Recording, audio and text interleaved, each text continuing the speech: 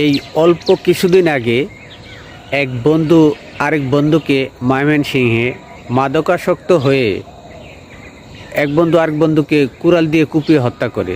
তারপর সে কুড়াল নিয়ে থানায় হাজির হয়ে বলে, আমি আমার বন্ধুকে মেরে ফেলেছি, অমুক জায়গায় তার লাশ পড়ে আছে।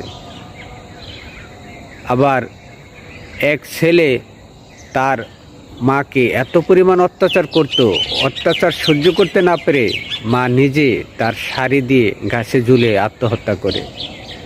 গত 2 দিন আগেও জামালপুরে বাবাকে এত পরিমাণ অত্যাচার করতো ছেলে, এত পরিমাণ মারধর করত, বাবা বাধ্য হয়ে গাছের সাথে ঝুলে আত্মহত্যা করে।